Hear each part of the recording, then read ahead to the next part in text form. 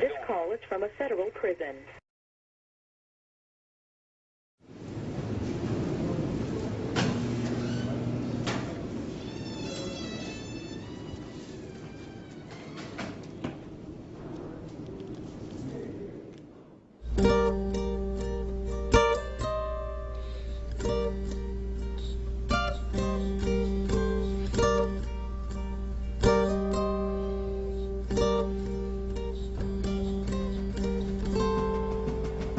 I was raised to believe that the American dream was about pursuing happiness. As much as I hate to admit it, my happiness occasionally counted on the freedom to consume various substances. But it was the legal substances that changed my life forever. Now I question the motives that go into creating our modern drug laws, and the people who have been elected to protect us have become some of the people I fear the most. And when it comes to drugs and alcohol, just say no. We have allowed the government to declare a war on drugs because the majority of Americans haven't known any better. And they haven't really understood that all of this is a massive deception. It's a massive profit scheme. We must wage what I have called total war against public enemy number one in the United States, the problem of dangerous drugs. They can't even keep drugs out of the prison system. You know, they have guys in prison that ODs and things of that nature, even in the home. What's happening here in America is that our government is inadvertently supplying the hard drugs to the people in this country. Then they're putting the people who use them in this country in jail. Fixated on terror, most Americans have forgotten they are fighting another war.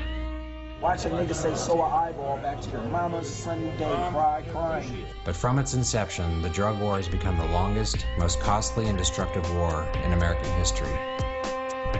The drug war is a perfect continuing example of why we will never win the war on terrorism, because it captures the ineffectiveness of the U.S. government, and it captures the fact that it's being used against poor people and not against the people who benefit most from drugs, which are the bankers that launder the money. We don't send nicotine addicts to jail, and we don't send alcoholics to jail. We shouldn't send drug addicts to jail. Oh my God, do you mean they'll legalize marijuana and you can buy heroin at 7-Eleven? People have to realize that most of our history, we didn't have federal laws against the use of drugs. $50 billion a year at the local, state, national level, clogging our courts year after year. I mean, people fighting the drug war need to articulate that what we're after is not blanket legalization, but decriminalization. Why in the world do we have millions of innocent young people wasting away in prison when the big people who are committing these huge, atrocious crimes are getting away every day? My own personal opinion, I think the jail cell is better than the rehab.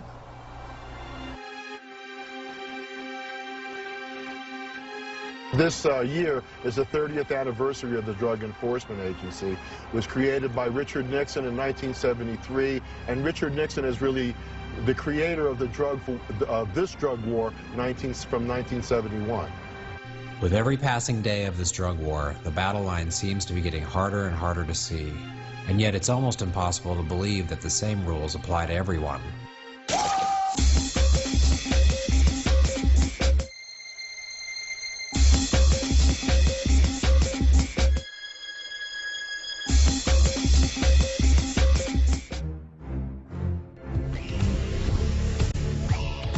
Well, a lot of us are very uncomfortable with this notion of a war on drugs. So what we attempted to do was articulate a very different concept, which was viewing the drug issue as a cancer affecting American communities. You used the wrong word. You said war. If this is a war, we would have solved the war and won the war. This is the greatest country in the world. When we go to win a war, we win it. We got more drugs today than we did 10 years ago, and that's got to tell you that there is something bigger that's not being shown. In 1972, when Richard Nixon started the war on drugs, the federal budget allocation was $101 million. Going into fiscal year 2000, the federal budget allocation was $20 billion. Yet there were more drugs in the country in 2000. They were of better quality and they were less expensive than they were in 1972. What's wrong with that picture? We arrested 14 people targeting high schools selling heroin. We almost totally eliminated the production of coca. The drug warriors love to talk about illegal drugs, but what drives the motives to legalize certain harmful and equally addictive substances? Money. Money controls this whole movement. You have a group called the Partnership for a Drug-Free America. Well, first of all, of course, we don't have a drug-free America, never have, never will. But who are the funders? Who are the main funders, source of funding for the Partnership for a Drug-Free America? Of all things, the tobacco industry and the alcohol industry. They are drugs. They are mind-altering, sometimes addicting drug-free America indeed. But why do they do that? They spend huge money to reinforce the distinction between legal drugs on the one hand and illegal drugs on the other.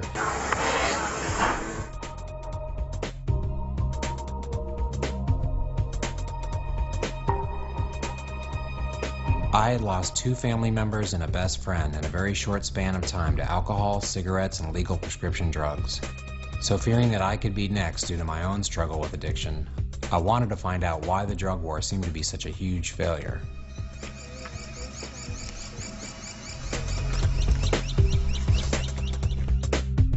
When Nixon started the drug war, I was far too young to understand its implications. Living in white Texas suburbia, growing up in the 60s and 70s, I consider my childhood to be pretty average. An older sister and brother, a stay-at-home mom, and a father who ended up being a top executive of a big corporation.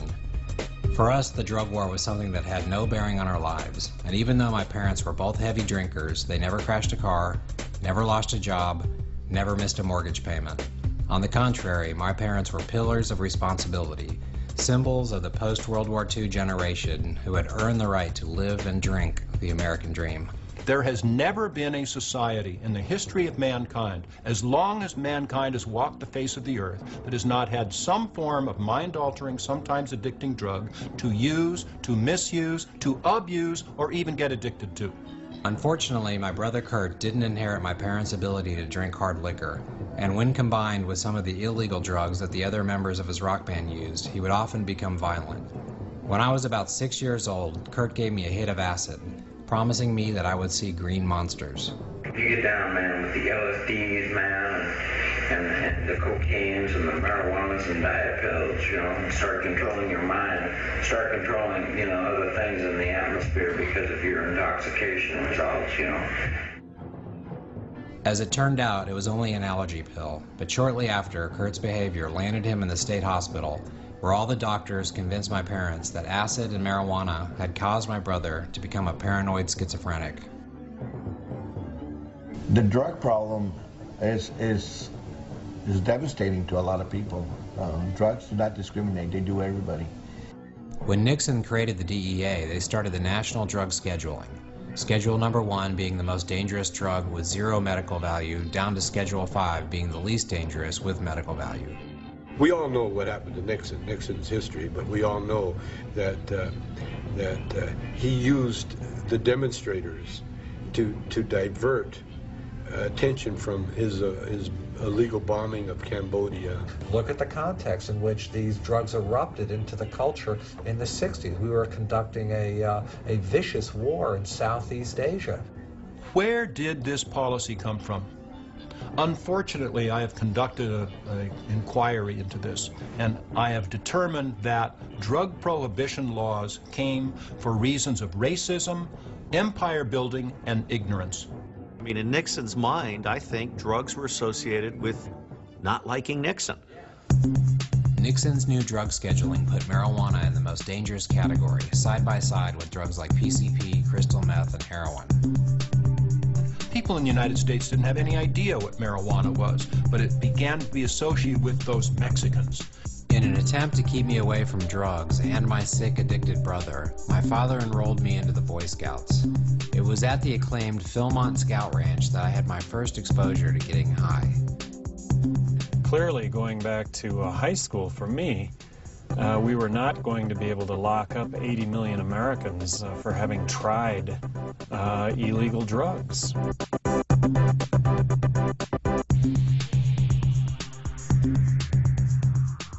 If the DEA decided to crack down on all pot smokers and forced everyone to take a piss test, enforcing this law would require building prison walls around almost every city in America. I just see such a corollary between the war on drugs and prohibition of alcohol. And we tried the prohibition of alcohol, and I don't think anybody in this country wants to return to that. And yet alcohol is unbelievably destructive for a small percentage of people who imbibe. Prohibition was an attempt by ideologues, similar to the ideologues that we have today, to impose their moral values on the rest of the country. And what they discovered was that it creates crime waves. My name is T. Rogers. I am the CEO of Sidewalk University and the founder of SELF, Survival Education for Life and Family. I also helped start the Bloods on the West Coast.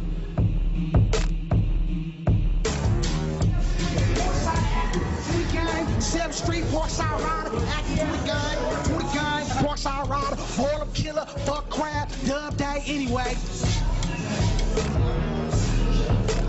Get your ball in my face, huh? No camera, you don't want no camera? No camera time? Blood used to mean my brother. Exactly. From the Vietnam War. Yeah, from the Vietnam War. Being a drug dealer doesn't mean that you are a gang member. And being a gang member doesn't mean that you're a drug dealer. But the war on drugs in itself, in essence, it gives you the power to sell drugs in a particular neighborhood. Drugs come from poverty, which inspires crime, which inspires a loss of confidence, a loss of pride. Instead of war on poverty, you've got a war on drugs, so the police can bother me. The administration had a war on poverty, and that seemed to dissipate. It seems to disappear at all. I mean, it was gone. And then all of a sudden, up popped this thing called war on drugs.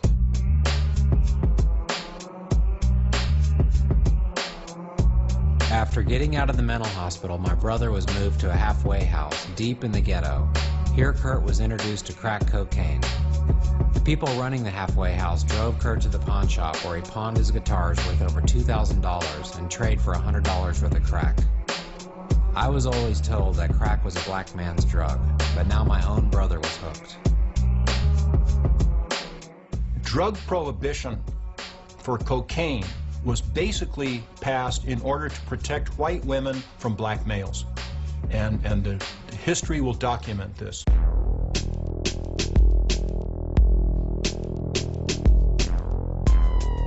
Talking to people in the ghetto, one dealer's name always came up when talking about crack's popularity. Freeway Ricky Ross became known as the Walmart of crack. Ricky's story has become as legendary as Tony Montana and Scarface, but with an even more bizarre twist. Ricky, who is currently serving time in the Texarkana Federal Prison, is scheduled for release in 2013. The prison denied me access with a camera, so I started interviewing Ricky over the prison payphone. You know, a lot of people don't know what it's like to come in the house and there's nothing to eat.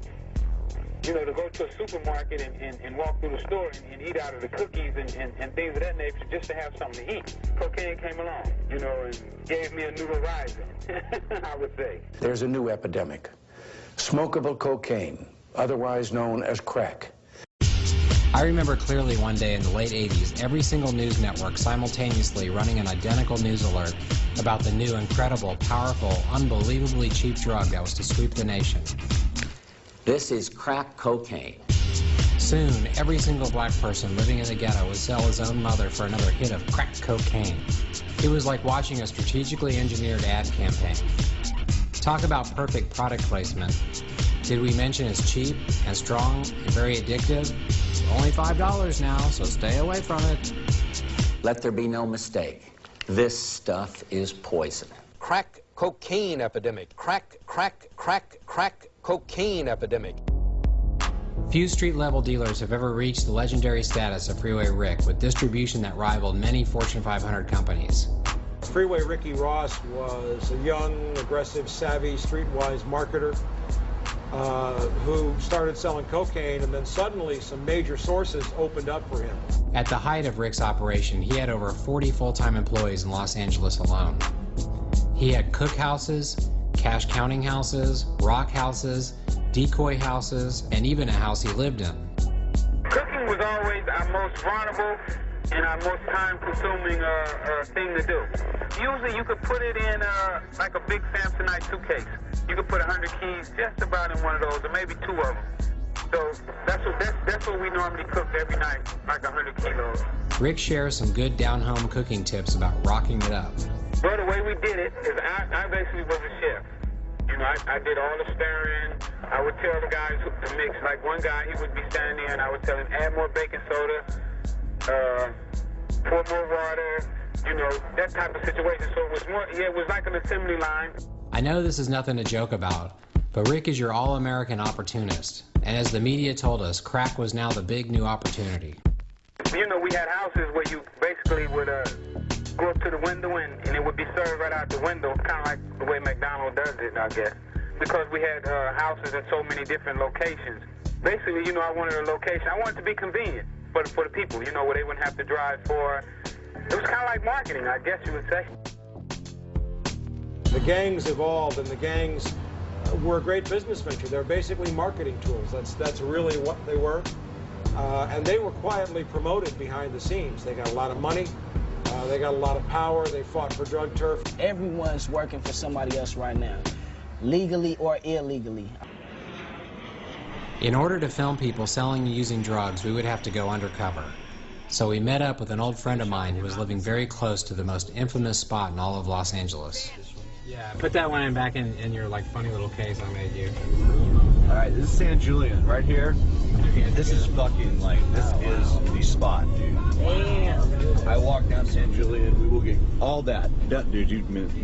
Yeah, all that is fucking, this is Tent City right here. Damn. This is San Pedro right here, which is like San Pedro, Grand, all this shit. This is just nothing but drugs. This is considered a neutral territory to gangs, like all different gangs, Bloods, Crips. Should we just look for a place to park? No. Yeah, but you should put that camera down.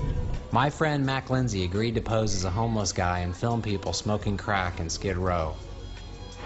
Dude, if these people knew what we were doing, we would be fucking dead. Yeah. I mean dead, not even like beat up, we'd be dead. One Thanksgiving, my brother came home from a halfway house. My aunts, my uncles, my young rich cousins were all there. No one could have been prepared for the moment Kurt pulled out a crack pipe at the dinner table and started smoking rock during the pre-meal prayer. There's a thing called a bell. You get your bell rung. That's when you hit the pipe and you hold it. And you hold it for so long that something inside of your head, it rings. After the first hit, you're going on that's the highest you're going to really get. That is the highest you're going to get. Is that what they call ringing a bell? Is that somebody else said? Did you say that? After that, you have an increased appetite for cocaine. And you want more, and you want more, and you want more. And you tell yourself, I'll just take $10 or $5 and buy me a little hit to sustain myself, to hold myself off. But after you get that little hit, you want more, and you want more, and you want more. Then that's called chasing the rock. Drugs can obviously cause horrible addictions, but the drug war creates black markets, creating an even more dangerous addiction for money. Well, and I became addicted to the money and also the power, too, I believe. You know, to be in charge and to have people look up to you and talk highly of you. Big names like Freeway Rick going down. People actually want to be like him because they don't think about drugs, they just think about the money.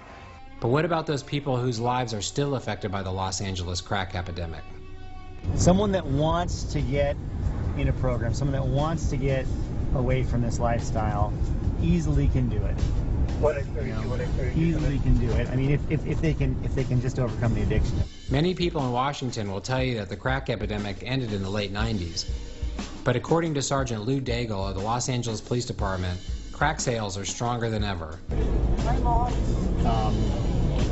Basically, on San Julian, you can come and everyone sell it. I mean, everyone will either act as a hook for you and bring you to a buyer. A lot of the buys go on intense. We've even had intelligence that gangsters will come, gangbangers will. I mean, basically every gangbanger comes down here to make money. Right. Okay, they come down from the inner city, they come down from East LA, they come down from everywhere, all the different rival gangs, and very rarely actually is there a shooting between gang members. Although Freeway Rick remains locked up, many people still blame him for crack's easy availability. One time, I went over to this lady's house to drop her off some drugs, and it was the look that the little boy had in his eyes, as if, man, you taking food out of our refrigerator. We're not going to have anything to eat. And I thought about it, I said, man, I was putting him in the same position that I was running from. I basically was running from poverty. That's basically how I got tied up in the drug business, because I never wanted to be a drug dealer, when I was growing up. At one time, I even wanted to be a police officer or a firefighter. I think the drug war is going to be lost. You can't win a drug war by prohibiting things that can be made in your bathroom with stuff bought from a grocery store. Back when I was in college, we used to cross the Mexican border to buy pharmaceutical speed. We thought it was strong, but it was nothing compared to the crystal meth of today. Sergeant Daigle spots a man smoking meth out in plain sight. He may have been tweaking a little too hard to realize that he was using directly in front of the police headquarters. What about the methamphetamine side? Yes. Blackouts, psychosis, delusions, cutting my wrist, things like that. Really? Yeah. Wow. Seeing things, demons and stuff. Pretty realistic? Very realistic. Today, the DEA claims that crystal meth, or ice, is the new epidemic, replacing crack, because of how long it lasts and how cheap it is. Oh, meth is much better. Meth is, you get more energy, you can do more things, you can, it lasts longer. Flying over the Mojave Desert, it's hard to imagine that a modern-day drug epidemic is taking place in rural white America. What are you in here for? What am I in here for? I'm in here for possession of dangerous drugs. Which was? Which was methamphetamines. Methamphetamines? Were you selling or just? No, I'm just a drug addict. Just a drug addict? Yeah. What do you think? I mean, do you think being in here is helping your addiction? Left, right, left, right, left.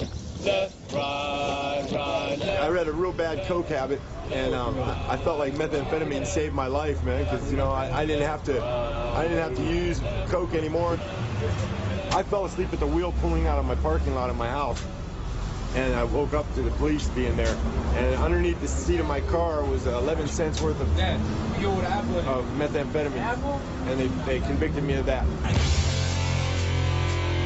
In Phoenix, Arizona, a single man has created a kingdom from fighting meth and other illegal drugs. With 4 landslide victories under his belt, very few sheriffs have enjoyed the job security of Sheriff Joe Arpaio. What is this, a documentary on drugs? You either love him or hate him, and in Phoenix, if you hate him, you keep it to yourself. Don't touch that, or it's electric, you'll die. Oh, okay. We don't screw around here. This isn't Texas. All right. The reason I'm the toughest because see these guys, right? Yep. Pink, where's your pink underwear? I got them. Just see them. How come they're fading? They don't got no new ones for me. I asked Mr. Arpaio, they just don't got them. Could we just start with you just telling me your name and who you are? I gotta tell you in front of these guys, they don't know who I am.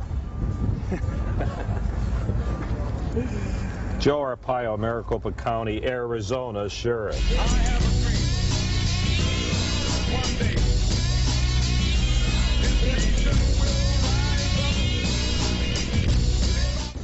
This is the largest tent city in the United States, probably in the world.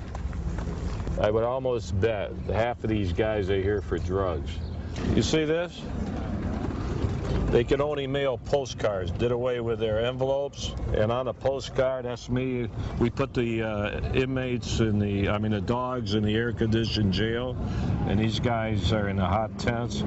It says that while inmates live in a hot desert tent city, rescue dogs live in air-conditioning comfort, right? Let me sign this? Yes, please. Everywhere I go, I sign these things for these guys. I spent 32 years fighting drugs around the world. I was a director in Mexico, South America, had offices in Panama, worked with General Noriega, had offices in Argentina. I was the only federal agent in the Middle East. Now we have armies out there. My job in Turkey, I lived in Turkey, was to stop the French Connection. And we did stop the French Connection. When I was a director in Mexico, we arrested the top guy in Asuncion. Although he and his men still arrest people for crack, a newer drug has long since taken the lead. We have a big methamphetamine problem right here. You can't blame Mexico for methamphetamine when we seize 50 laboratories right here in this county. What is it about crystal meth? Methamphetamine is easily made. You can make it anywhere, in a motel room, in a car. That's one reason. Methamphetamines, I mean, it's all chemicals, you know, and it's the one that, it's the epidemic of Arizona. I know that for sure. Phoenix and Mason, Tempe, Chandler, all the surrounding areas. I know it's an epidemic here. Is it a sign of the times that the newest drug can be cooked up from common substances found at hardware stores and pharmacies? During the 1920s prohibition of alcohol, bootleggers profited by cooking moonshine, a very dangerous homemade alcohol. In Prohibition, the government forbade legal booze. People created moonshine. Is crystal meth the modern-day moonshine? What we ought to be doing with regard to methamphetamine is we ought to be engaged in a real educational campaign to tell people just how dangerous methamphetamine is. Don't you think the drug war could be kind of held responsible for the fact that meth has become so popular, the fact that it's harder to get cocaine into the United States because of the drug war? Now we're giving a rise to synthetic drugs? No. These guys will use any drug they can get. That has no bearing on it. Can I ask them, who would rather do cocaine or speed? Tweak. Speed. Meth. Speed. You guys do speed? Why do I think it's become so popular? I mean, it keeps you going. You can work a long time. You can stay awake. Have great sex. What's it come down like? What's it come down like? I don't know. I never came down. Heroin makes you nod and get in traffic accidents. Marijuana makes you sit on your couch, and speed puts you in the fast lane. That's your opinion. As governor of the state of New Mexico, half of what we spend on law enforcement, half of what we spend in the courts, and half of what we spend in the prisons is drug-related. Self-made millionaire Gary Johnson shocked the citizens of New Mexico when, after being re-elected to a second term, denounced the drug war and tried tirelessly to introduce harm reduction strategies. Former Governor Gary Johnson's in this film. Who's he? What? He was the governor of New Mexico, trying to legalize drugs for 8 years. Oh yeah, that's why he's not the governor anymore. Well, he was 8 years. But what do you think about him? What do you think would happen to America if drugs were legal? Well, you know, that guy, in fact, if I knew he was going to be on your camera, I probably wouldn't even be talking to you. Because that's a defeatist attitude, this guy. That's right, New Mexico.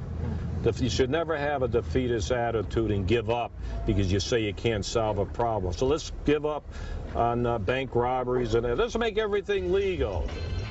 The way I look at it basically is that we have gotten to where we've gotten today, and I think it's because of politicians, and drugs have become the easy boogeyman to put all blame on.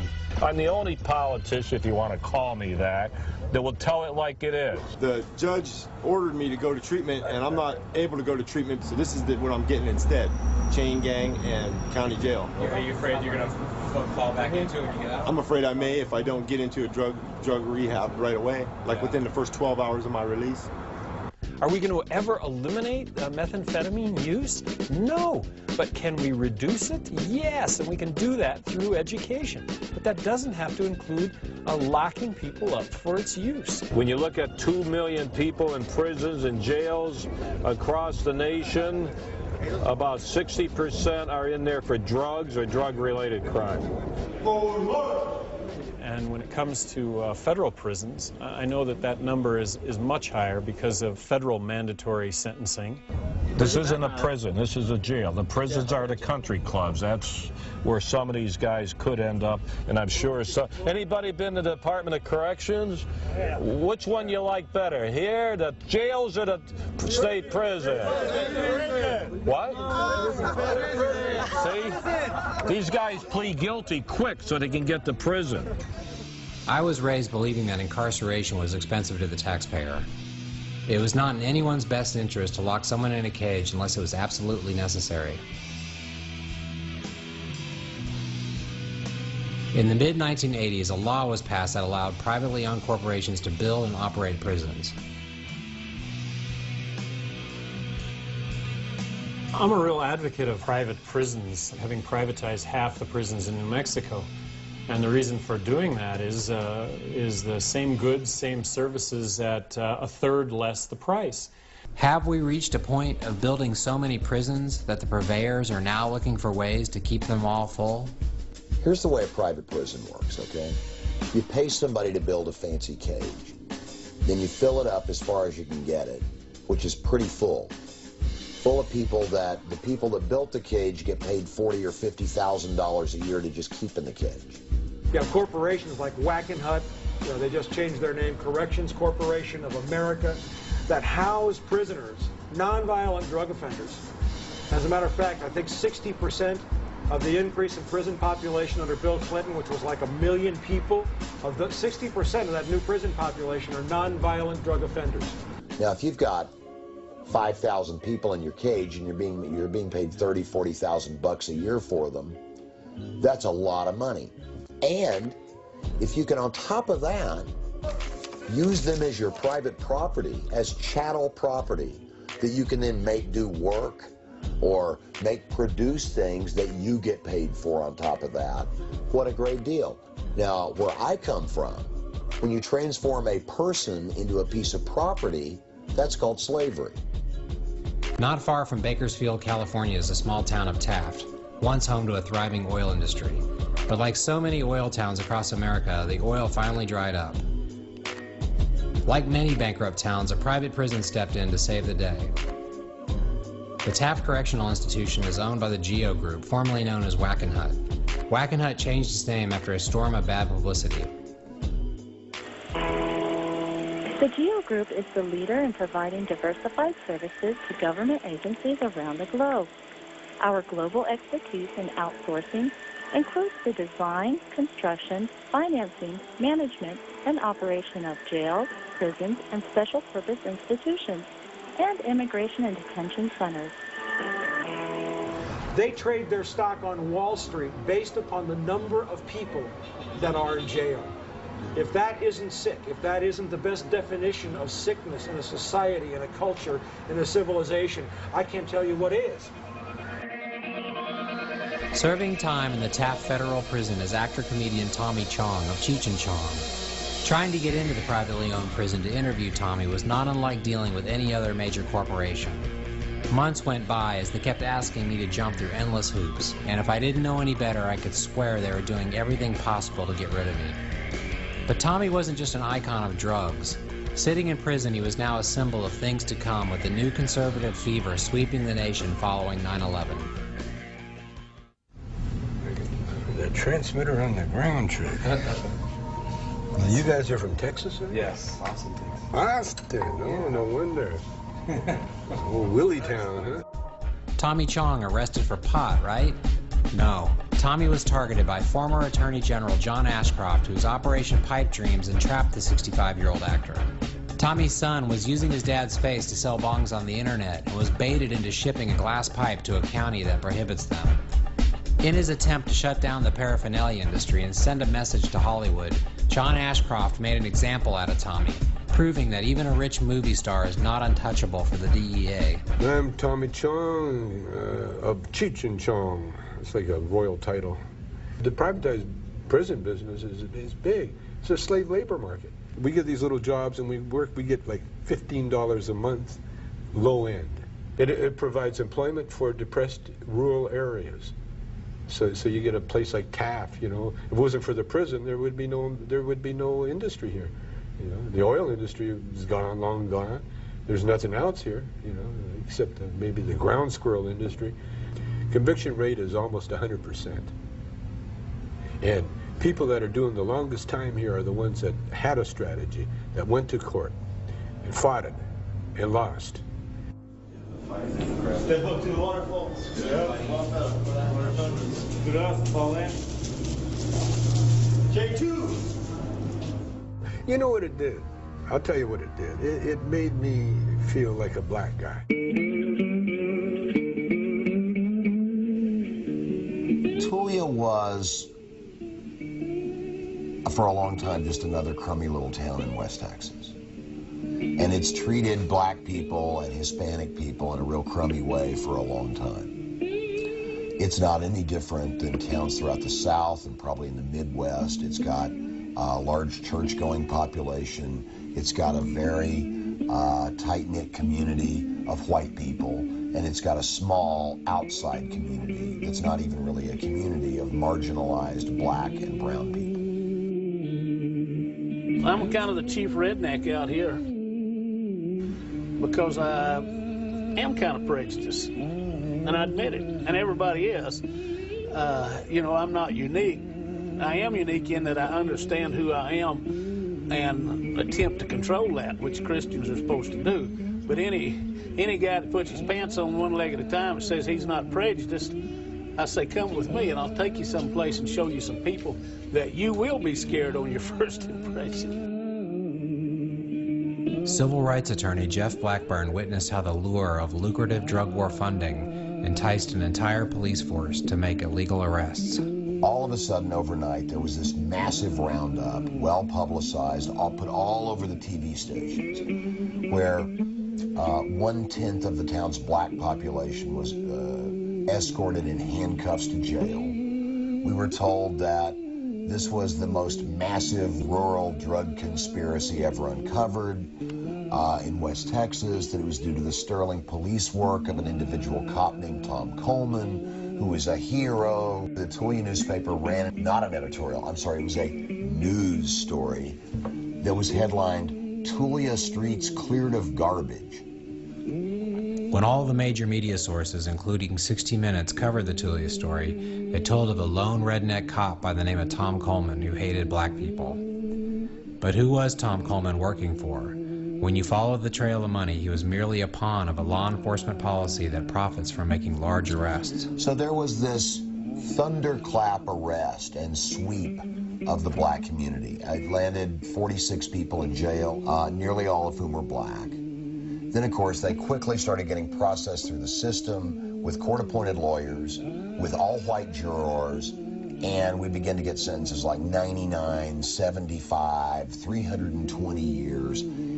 Out of control, over-the-top, Texas, typical small-town sentences for drug dealers. Yeah, I sat in jail for 5 months before my lawyer came to see me. He told me, he said, only thing you can do for me, give me 25 to 99. In the olden days, you had legal lynching. This was legal lynching on a whole new level. This was ethnic cleansing combined with the need to get grant money. The problem in Tulia, and the problem with most of the task forces in the state of Texas, they're created as an entity, as a corporation that more or less stands alone. It's not in the chain of command of DPS or any state agency. It's tempting to think of Tulia as just some rural, weird remnant of the distant Deep South past. The truth is, Tulia is the cutting edge of modern drug law enforcement. And you got this task force out here operating like a pit bulldog or a Rottweiler that's supposed to be on kind of a leash, but it's running all over town trying to find any kid it can to bite. Yeah, I know I was singled out because I was black, black guy, and the Spanish and the black we in big, big trouble.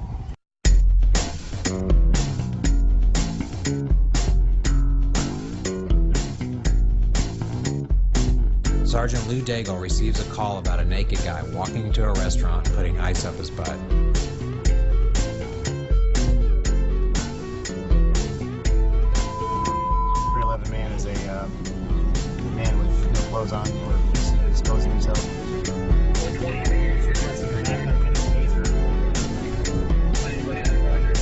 If the government really wanted to stop drugs from coming into California or into the United States, it could be stopped.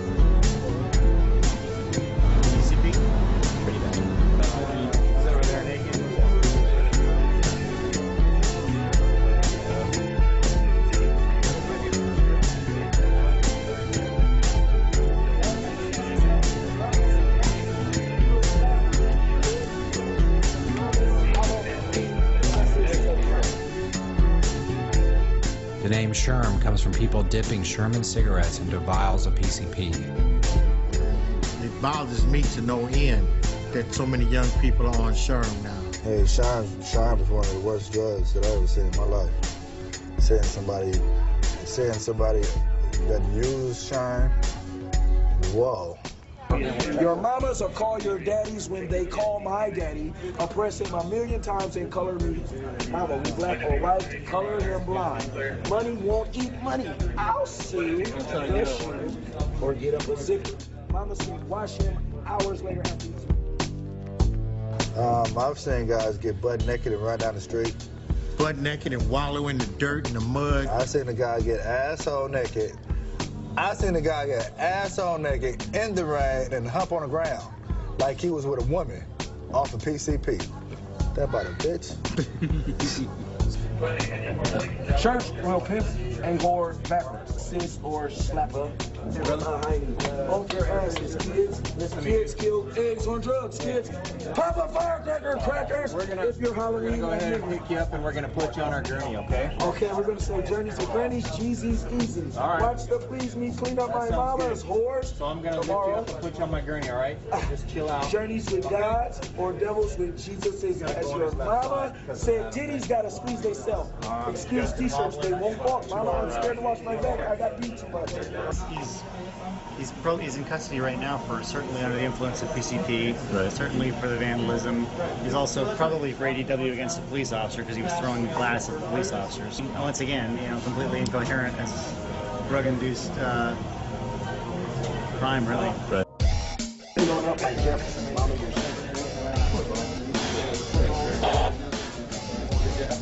Sunny girls pray for God. We'll walk them for 5 minutes. Ears and titties.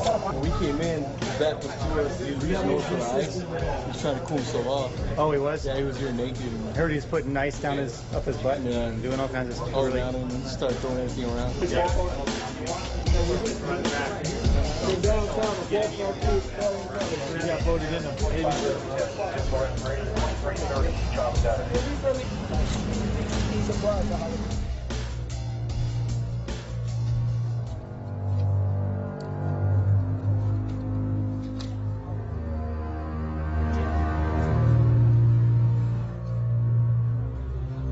No sane person will tell you that drugs like PCP or crystal meth should be made available to the public. But how do you stop things that people can cook up on their own? People have learned that they can cook up drugs, and so they're experimenting now more.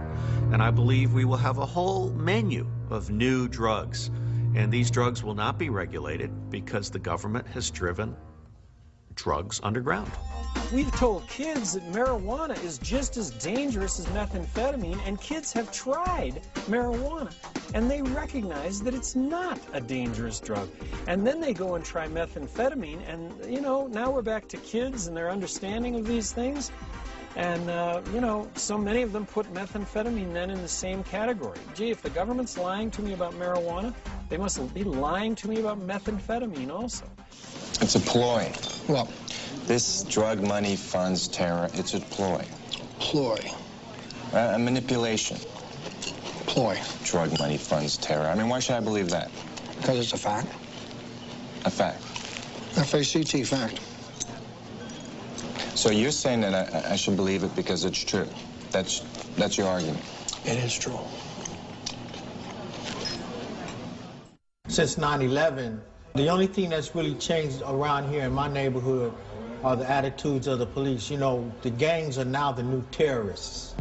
And how tough security's gotten since 9/11, it's like really like, you know, how the drugs coming into the United States now, how? I mean, you know, I don't have an airplane, you know, I don't have a car that's gonna make it with California plates to Mexico and back to Colombia. I can't even drive to Colombia. Yeah, so it gotta be flown. I don't have a boat. It gotta be flown or shipped. There's a great line in the movie Boys in the Hood where Larry Fishburne is saying, hey man, we don't grow it, we don't own any airplanes, we don't have any laboratories. How does it get here? Why does it get here? And that's a very good common sense approach that intuitively the people in South Central understood, that there was something much bigger than them that was moving the whole drug issue and the drug war. My parents were staunch Republicans. Back in the 80s, the big concern was not terrorism, it was communism. The Iran-Contra affair was one of the biggest political scandals in U.S. history. Members of the Reagan administration, headed by Oliver North, engaged in the sale of arms to Iran. The proceeds from these illegal deals were being used to fund the Contras, a right-wing guerrilla group that Reagan referred to as his freedom fighters. The Contras were fighting the Soviet-backed Sandinistas for the domination of Nicaragua. The Iran-Contra is very important in history. We have to remember the fact that Iran-Contra, its mandate was to investigate the sales of missiles to Iran.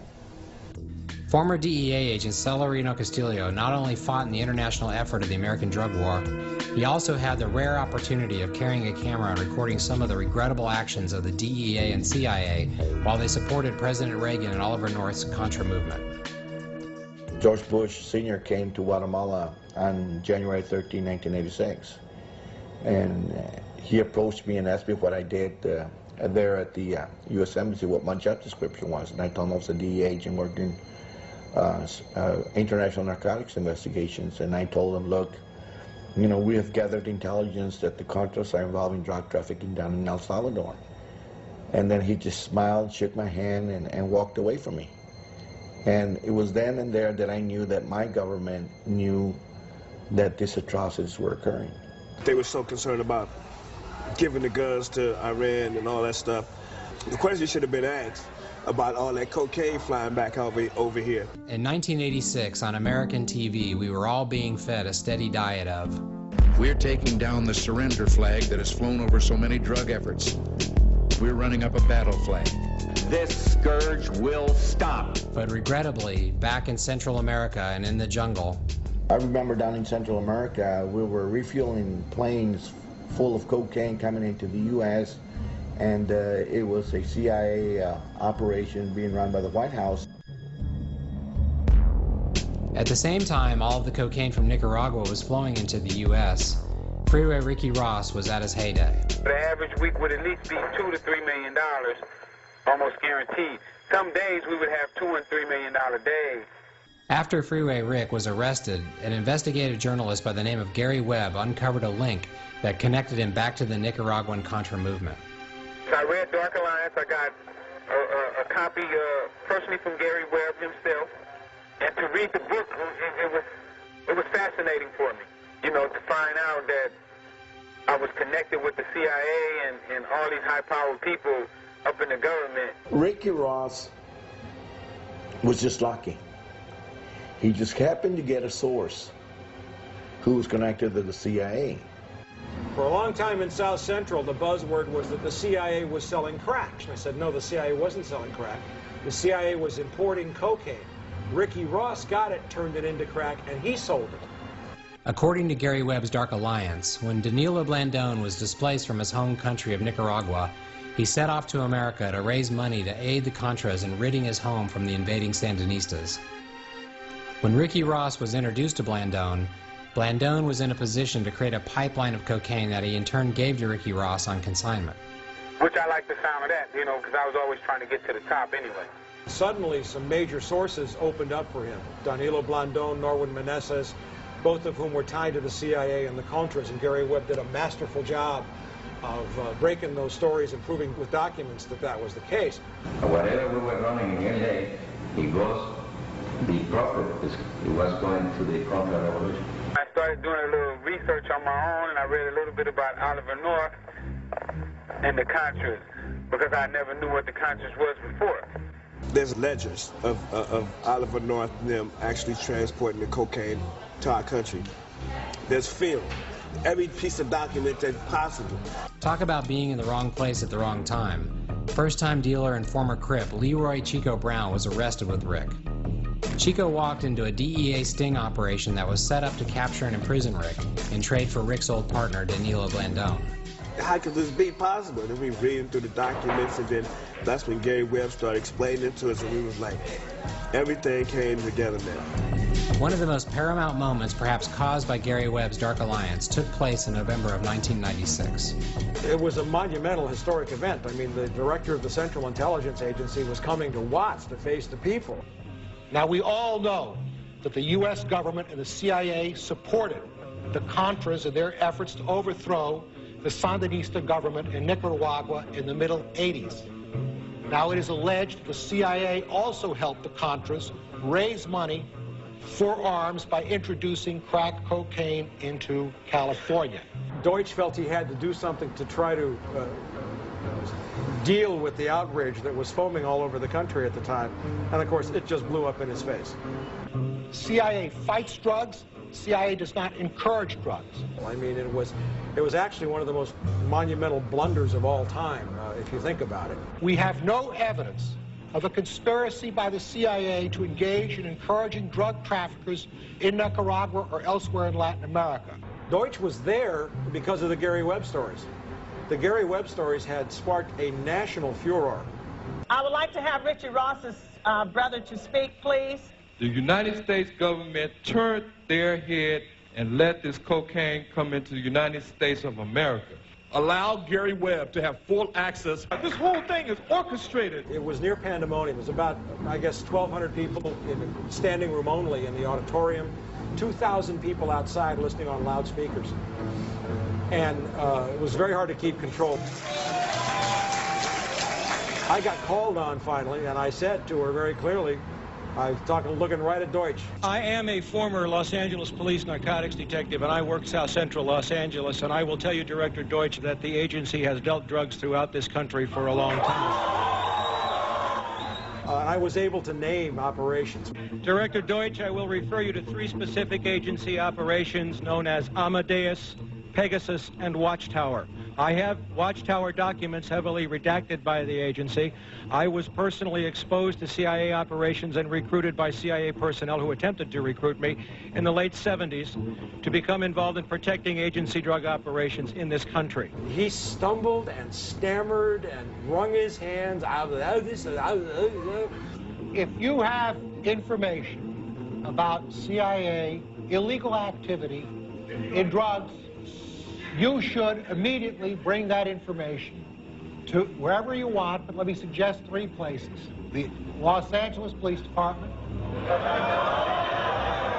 And of course my response was, I started there 18 years ago, sir, and they tried to kill me. Now what do you want me to do? If this information turns up wrongdoing, we will bring the people to justice and make them accountable. The crowd started chanting, "We told you, we told you, we told you." And it was a great moment of unity. And it was a healing moment for me, because I'd been out alone for 18 years and didn't really know that kind of support was there for me either. The average person in South Central Los Angeles did not know anything about really how the CIA worked. They had an intuitive sense. That you have a private network run by George Bush and Ollie North, not the CIA. You won't find the records in the CIA. They're not there. They're in these privatized intelligence agencies. Will you pursue that? Will you pursue Ollie North and George Bush and the massive documentation?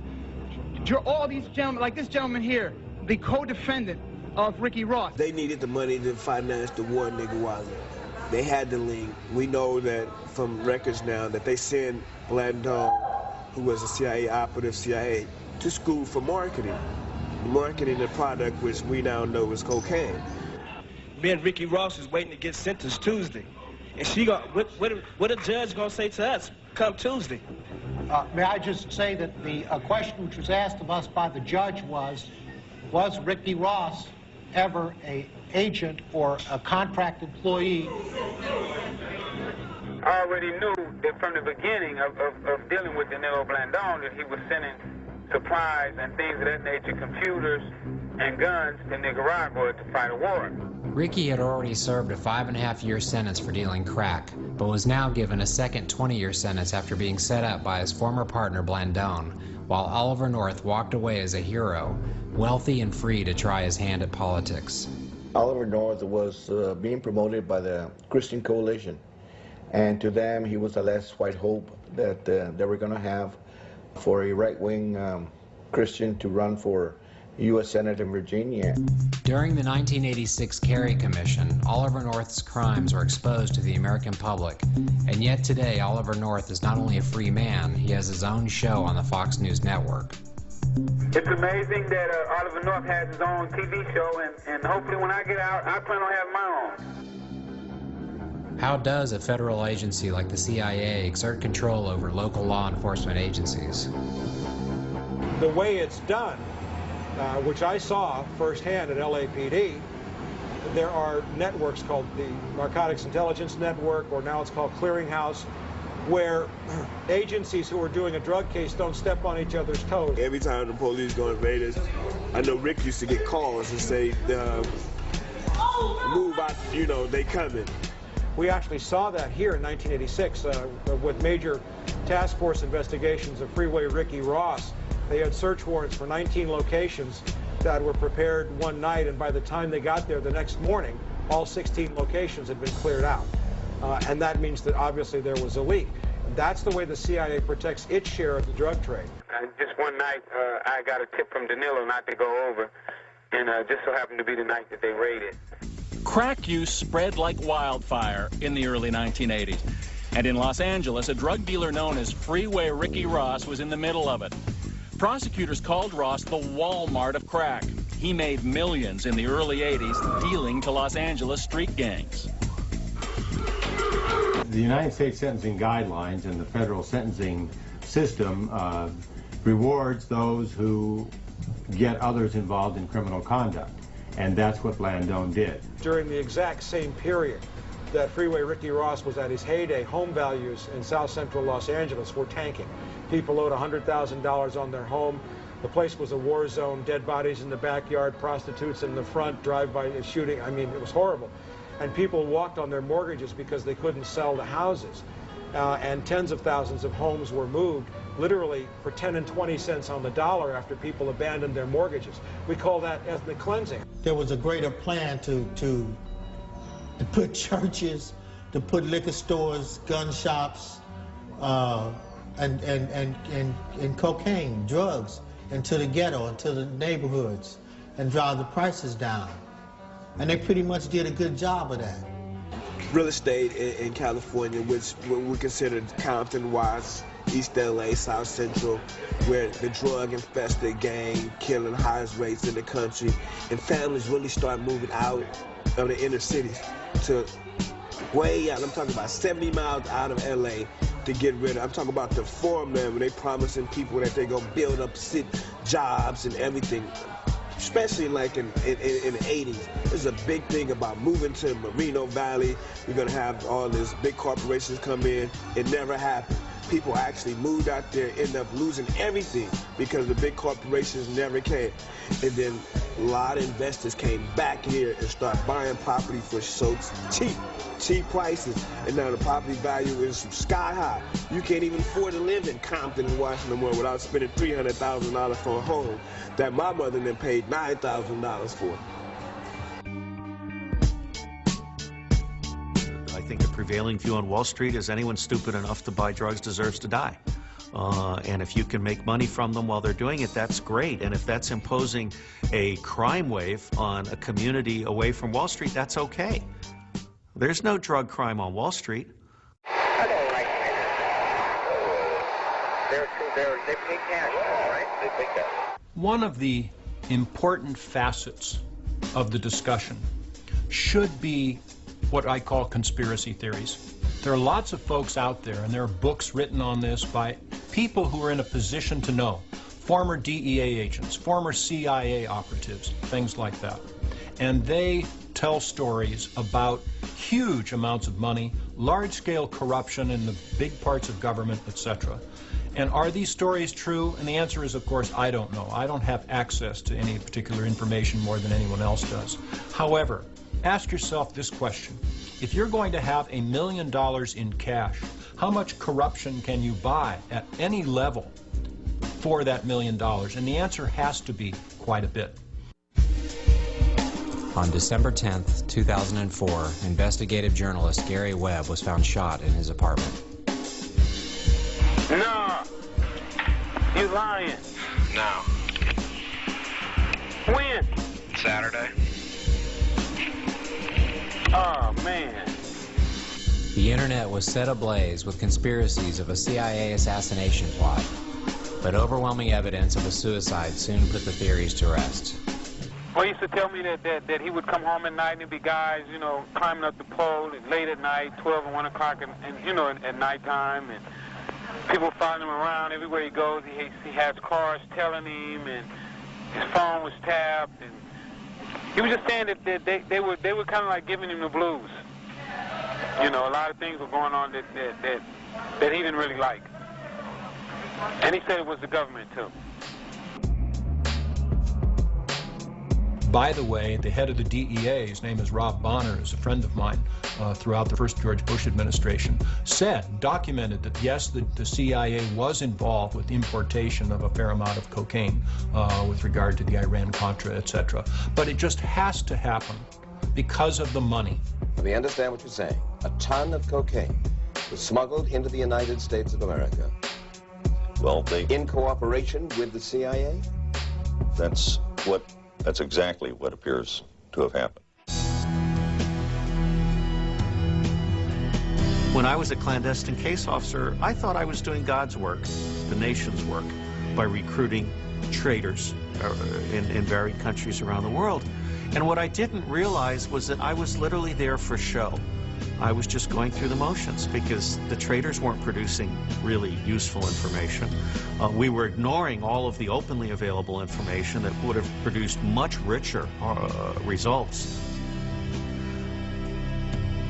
Let's jump over to General Manuel Noriega in Panama. General Noriega was told by Bill Casey, then director of the Central Intelligence Agency, that he could have a free run with drugs into America, provided that he allowed us to support the Contras from Panama. That was a straight-up deal. Now, I don't understand why the government didn't use Freeway Rick the way they used him. Set him up to go buy it from the big man and bust the big man. They know he ain't the big man. Somebody's bringing it to him. Yeah, nobody's So the why big they man. didn't reverse They it? always take you almost To make it seem like he's the man. They never But found the somebody's man. just bringing it to him. Who is the real drug lord? What do you say to the conspiracy theorists? Like, I don't know if you're familiar with the book called Dark Alliance, written about the CIA bringing in cocaine into South Central LA, and the whole Ricky Ross story. Well, you know, I've been working with the CIA for years. I take great pride in what they do. They're very disciplined people of great courage. There aren't many of them. It's a very small agency. They're out there in the global context trying to protect the American people. So I think they deserve to be treated with respect. But the notion that they're smuggling drugs into America is just absurd. I think Ricky Ross simply didn't invest enough money in bribing local authorities. Had he invested in a protection insurance policy at the state and local level through legal fronts, I mean, there are all kinds of lawyers that are willing to sell their souls and happy to take their money and then channel it into bribes. So basically, I think Ricky Ross didn't realize that he could become a pawn in the war on drugs. Are you aware of whether or not narcotics proceeds at some time may or may not have supported Contra efforts? Yes, sir. Narcotics proceeds were used to shore up the Contra effort. Okay. Did you personally play a role in some of the transfer of that money? Yes, I did. 6 months after CIA Director John Deutsch came to Locke High School, the residents of Watts were hardly surprised that the CIA found itself innocent of all drug-dealing charges. Today, Ricky Ross remains in prison as the sole perpetrator of America's biggest drug war scandal. And this was an off-the-books operation. It was an operation that was specifically forbidden by the U.S. Congress, and drugs were used, together with Saudi Arabian contributions, also off the books. Drugs were used by the CIA to carry out a covert action that had been forbidden by Congress. When Bush Sr. lost the election to Bill Clinton, everyone felt as if a new day were born in America. Now the peaceful liberals would rule, and the tired, corrupt Iran-Contra Reagan crew would be gone for good. Nick and Norm were brought to us by the Office of National Drug Control Policy, also known as the Office of the Drug Czar. Under Bill Clinton, the office was headed up by four-star General Drug Czar Barry McCaffrey.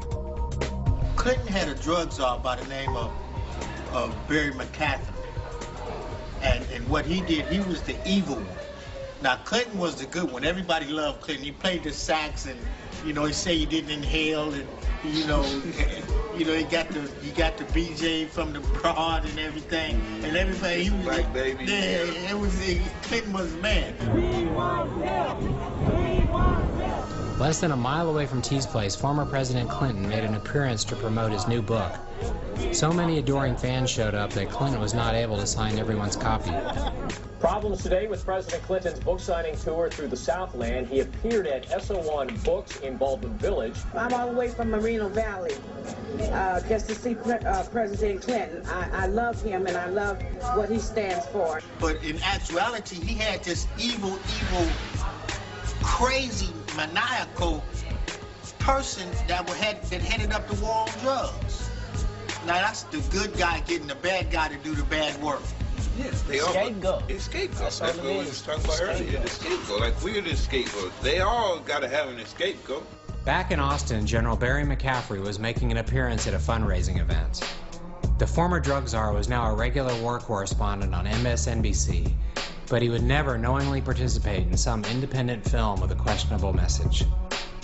Maybe by accident, I told the General Secretary that I was working on an anti-drug video, which is kind of true. So I donned my Republican disguise, consisting of a golf shirt, name tag, and slacks. Carefully choosing the correct forks and nibbling on some asparagus, I waited for the perfect moment to approach the well-protected former drug czar. Mostly known as a drug czar, and if I talk to the media or talk to the American people, that's the only way they'd recognize what I was doing. In the early 90s, my friends were all quitting the 80s hard drugs and switching to high-quality marijuana. A guy I knew always had pounds of hydroponic, the kind of pot you see on the cover of High Times magazine. It wasn't long until the law caught up with him and he was sent to a prison work camp. Mambo died a few years later. Turns out that this was becoming a rather common story because during McCaffrey's reign under Bill Clinton, literally millions of nonviolent pot smokers were arrested and sentenced. And even if you still don't recognize Barry, everyone remembers Barry's classic "This is your egg brain on drugs" anti-drug campaign. Metaphor of the drug war led to flawed thinking. I was invited a few years ago when General McCaffrey was the drug czar to be involved in a debate. He bragged with a smile on his face that the budget for his office, namely the Office of National Drug Control Policy, was getting an increase in funding from $17 billion per year to something like $18.5 billion per year. Can you imagine how much money that is? You go to children and you say, do you remember your mom, dad, coach, teacher saying marijuana is unacceptable? If I remember hearing that, I'm not using drugs. You know, we have actually done a terrific job in the United States reducing drug abuse. It's down from 14% of the population past month to 7%. And if you expect somebody that controls that much money to be in favor of change, look again. Of course not, because money is power. Our problem isn't that we use too many drugs. Our problem is we've got too much money. Most people today cannot even tell you the name of our current drug czar who works under the Bush administration. We want to expand drug treatment courts that find people who are in trouble with the law because of their addiction and give them an opportunity to not just to pay their debt to society, but to get clean and sober. Our viewpoint and our funding was to enhance prevention and education. All of the drug czars since McCaffrey, or since Bill Bennett, who was the first one under these circumstances, they all do the same thing, they all talk the same way, they all give lip service to drug treatment, but when it comes down to it and the rubber meets the road, the only money that is spent is for incarceration. The reason why we don't hear about the drug czar, and by the way, the drug czar is the son of General Vernon Walters, who was a great CIA hand during Iran-Contra, a great CIA player. John Walters is his name. We don't hear about it now because the drug business is doing exactly what it's supposed to do. The drug money is flowing, people are going to jail, the money's going through Wall Street, people are happy, it's not out of control, and everybody's looking the other way. And that's exactly the way they need it to be, because they cannot sustain not only the U.S. economy, but they cannot sustain the U.S. empire, the American empire, without those drug flows. Everybody is out to grab money. Everybody is trying to make money off the drug war on the good side. And of course, unspoken on the bad side, the people that use drugs and sell drugs, they're trying to make money. The ruling class here in America had to come up with something so that they could control certain segments of society so that they could stay in power. So they created the drug war for the felonization of Americans. So the drug war has actually established a false capitalist economy there that's driven by the money you throw at it. The more money you throw at it, the wilder it gets. Back in the 70s, Joe Pietri was a large-scale marijuana and hashish smuggler working in Nepal. When Nixon started the drug war, he gave over $50 million to the government of Nepal to outlaw marijuana and hashish. Joe witnessed firsthand how a once peaceful Nepal quickly transformed into a society of heroin addicts controlled by a violent black market. I was in the marijuana and hashish business for 25 years. I spent 25 years of my life living in Southeast and Southwest Asia, where I saw the CIA, through their political agendas, allow the production of opium poppies and heroin production in Southwest and Southeast Asia that eventually reached these shores. Why do you think heroin use has gone up so much? Well, I don't think heroin use has gone up. Heroin is increasing. I just stopped. You guys going to keep quiet, or I have to go do this? Back on the streets of LA, dealers use little balloons to sell small amounts of heroin. Sergeant Daigle points out balloons on the street that gets cleaned every few days. When I looked up, I realized I was standing on literally thousands of empty balloons as far as I could see. You can look on the ground and you can see a little water, little pure water that's given out. They're all little balloons. You'll see them all over there. They're as common as the cigarette butts. That's all heroin balloons. My wife and I had hired a young woman to help around the house. Soon I started finding burnt, bent spoons hidden in strange places. Jonna played in a punk band, and as I learned back in the 80s, music and drugs go hand in hand.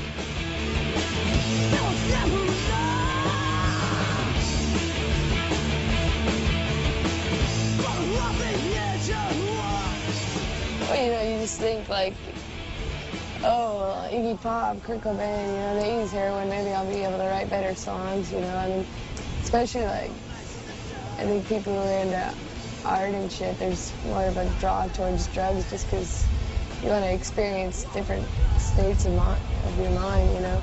I mean, right now, it's easiest for me to get heroin is walking into a gas station and buying a pack of cigarettes, you know. The amount of heroin reaching U.S. shores seems to come in cycles, but nothing in past history can compare to the influx experienced in the wake of the new war on terror.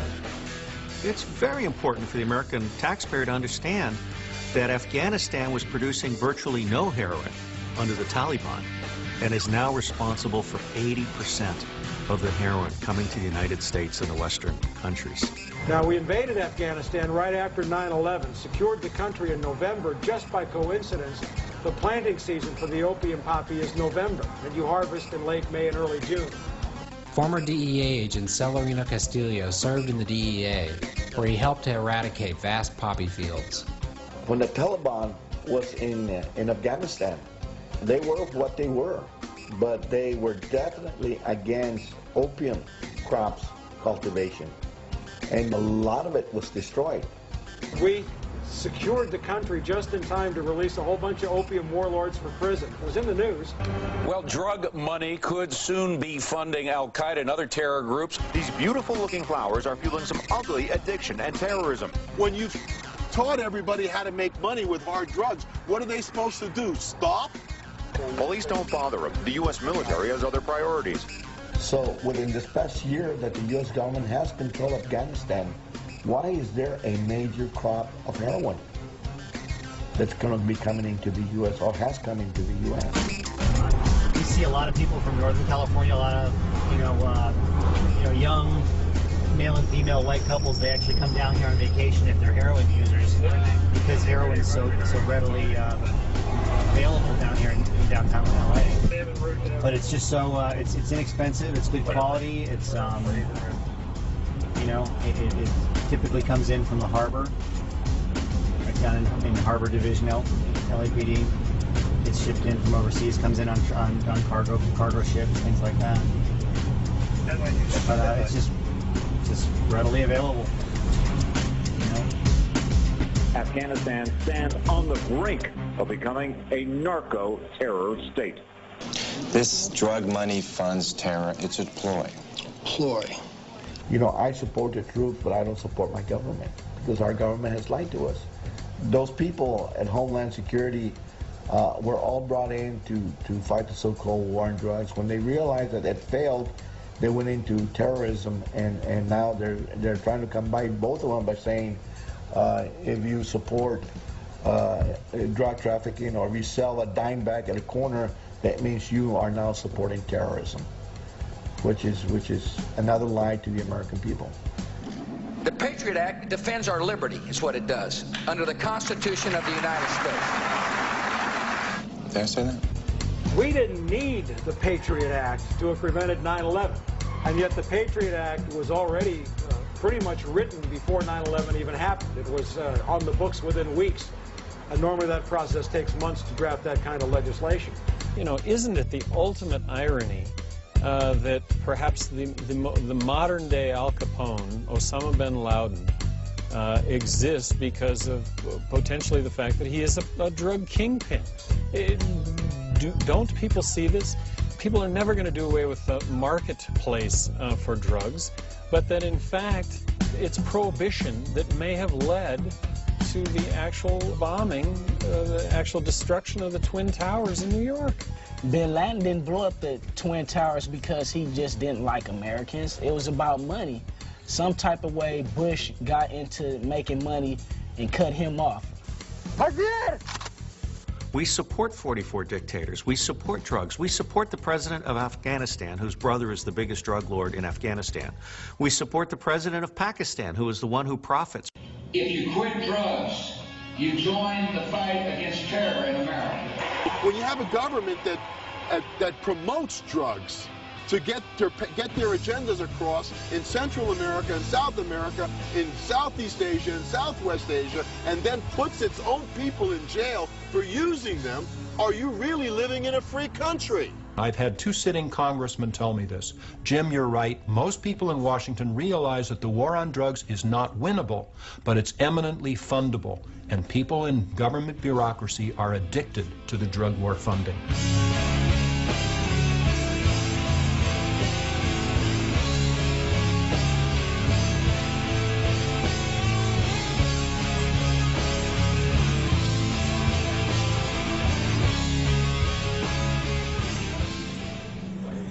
It never ceases to amaze me that anyone shopping for groceries will have the choice to buy hard liquor and cigarettes along with the milk and bread.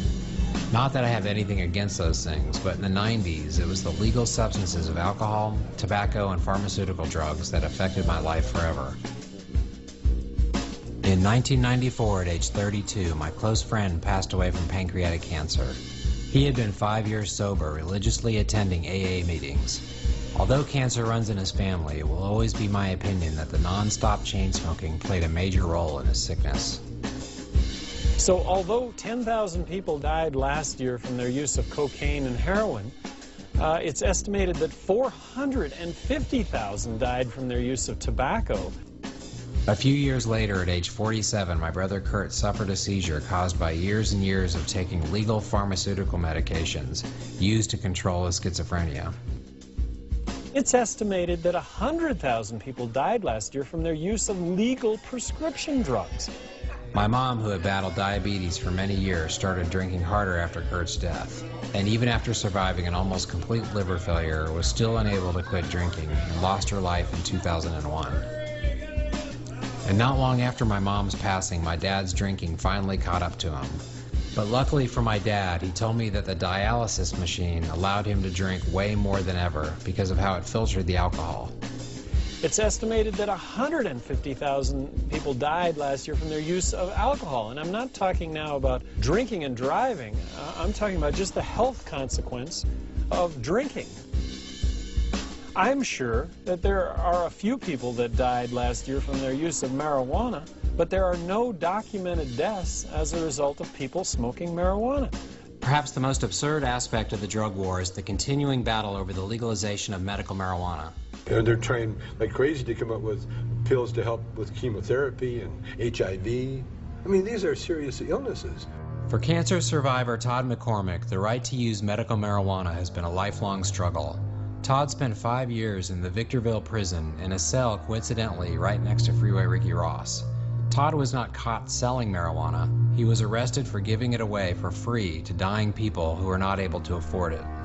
When I was 2 years old, I was diagnosed with histiocytosis X. I suffered through 10 major lesions of these histiocytites between the ages of 2 and 10, and I started using cannabis to effectively treat the nausea and the side effects. As insignificant as it may seem to most people, this controversy cuts to the very core of our constitutional right to consume any drug prescribed by a doctor.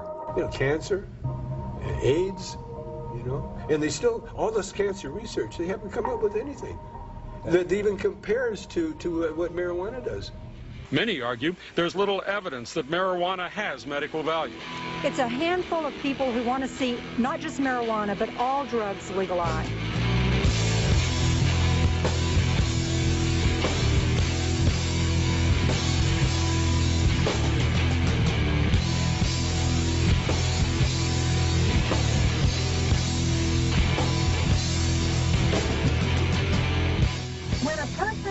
A drug, of course they feel good. That's why they take a drug. Does that mean it's medicine? Does that mean that it cures the situation? No, it doesn't. Why is our government spending billions of our tax dollars every year to stop people from growing a plant that helps the side effects of chemotherapy? You're looking at pharmaceuticals. This is a multi-billion-dollar industry. But if you look at all the pain medications, all of the drugs that we use, probably 80% of them could be eliminated by people using cannabis. Meet Dr. Claudia Jensen. She might look like a soccer mom and most certainly does not get high. But when it comes to giving her patients what she believes to be the best medicine available, she is not afraid of the bullies in Washington who fight so hard to protect their interests. You even testified before Congress a few weeks ago on the use of medical marijuana. What led you to the conclusion that this is a viable treatment for this disorder? Well, that's what patients reported to me, so I listened to them. Marijuana doesn't kill your liver, doesn't damage your kidneys, doesn't cause ulcers. It can increase risk of respiratory problems, bronchitis, and pneumonia. The risk of cancer is not significantly different, very minimal increase in risk for cancer. It just generally does not have a death profile. As they say, life imitates art, as I received word that my dad had been diagnosed with throat cancer. I had never even seen my dad smoke, but his 40-year-old two-pack-a-day habit reared its ugly head. Ironic, because he drank enough Smirnoff vodka to drown a Russian battalion, but now his life was threatened by something we'd never expected. I mean, my mom and dad voted for Nixon, and they were happy about it even after Watergate. We're proud that they voted for Nixon. They voted for Reagan. They voted for Bush 1, voted for Bush 2. You know, I mean, when I bring up marijuana to my dad, he just rolls his eyes, you know, while he's sitting there drinking his Smirnoff. Getting through to someone like your father is, to me, I mean, something that almost he would have to experience on his own. I mean, until the barricades that he set up mentally come down, and he wants to open his mind to what you're bringing him with this information. Everything in our bodies is regulated by marijuana-like compounds that our bodies produce. So whether you're talking about the immune system, the nervous system, the digestive system, reproductive system, endocrine system, all of these coordinated body functions are regulated in a homeostatic manner by cannabinoids. In Southern California, you need not drive far to find a medical marijuana dispensary, but because of the continuing tenuous laws, the DEA still performs random busts. It was not easy, but my friend Joe Rogan of Fear Factor was able to convince them that I could be trusted and gained our camera some access.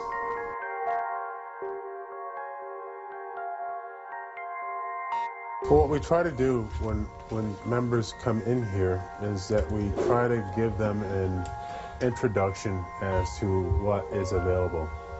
Paul Scott runs a dispensary and knows all too well the risks he faced for doing so. But Paul has AIDS and remembers the sacrifices made by the people before him. My friends were dying. Brain cancer, you know, it was the people early on who were dying. And most people who helped start that Oakland Cannabis Club are dead. Something that could alleviate the nausea, something that if you're in the house and you're light sensitive because of the side effects, you can at least desire something to eat. For somebody that's older, and well, there's no way they're going to smoke some marijuana with you, you know. Put it in a little brownie and or a little chocolate chip cookie or something that they like, and let them eat it and let them discover the effects of it in a sense on their own. Again, these are the different delivery methods of being able to eat the cannabis without smoking it. So if the grandfather who's at home, nauseated and in bed and on eating, there is something that you're able to give them that's well tolerated and that will be on beneficial side effects of eating and feeling just a little bit better that day. Big business does not want us to know that we can cure cancer forever at very low cost. Dear old Donnie Rumsfeld, you know, our chief torturer, chief liar on 9/11, one of the chief liars, was the CEO of Searle Pharmaceuticals. Why would the pharmaceutical companies want you to be able to grow a plant in your backyard that might cure your menstrual cramps, might solve your headache, might give a terminally ill cancer patient, you know, some chance at gaining some weight and having a tiny quality of life? If you can grow that in your backyard, there's no net profit for corporations, and we already know what net profit means to stock prices. 10 states have passed laws permitting the use of medical marijuana, but today the court ruled that the federal ban on marijuana supersedes those state laws. Polling has shown that a large majority of Americans consistently support the use of medical marijuana. Still, in a 6-3 decision, the justices said that federal authorities may prosecute sick people who use marijuana, even if it's at the direction of a doctor. Here we are in the modern world where sick people of all colors fear incarceration because of the medicine they use. Is their plight helped or hurt by what I consider to be the most honest of all pot smokers, people who just want to get high? So awesome. I was tobacco. Hello, NBC. Nobody's here for any joint. That's a guard. Nobody is here for one joint. I will guarantee you, you're not here for one marijuana cigarette because the law says you have to do it at least 3 times. At least 3 times to even be prosecuted. So you are not here. You're the one that said that? Who said that? You did. I was here for just a joint. No, you said it. Now, you are lying. You are not here from one marijuana cigarette. What's your name? I'm here for a couple of Well, I'm gonna tell you. So this is garbage, and you shouldn't lie to the sheriff. Smoke weed every day, yeah. Okay, but then why'd you go down? Now, this is my first time using drugs, so are you supposed to inhale? Back in the hood, we were joined by T. Rogers' son, Lucky, who informed us that it was time for us to take a little test to make sure we were not undercover narcs. Well, I found me a bag of bud outside. I'm grateful for it, and I'm about to smoke it. You can't return it to the lost and found, right? I mean, what would you do if you found a bag of weed? Smoke it. Goddamn right. What you gonna say? Man, I found a bag of weed. I don't know what to do. Well, I know. We're about to. We is about to smoke. I just found this, Mama. Almost everyone I know, including myself, has tried smoking marijuana at least once. So why does our government classify marijuana right alongside of drugs like crack and crystal meth, when its effects are obviously so different? Marijuana is the single biggest cause of treatment need in this country by far. The problem that we face is it's more than twice as important a factor in the treatment need of the country than any of the illegal drugs. And for teenagers, it's more important a factor than alcohol today, which never used to be the case. The people in Washington realize that 85% of all people in the United States of America today that use any form of illicit drug use only marijuana.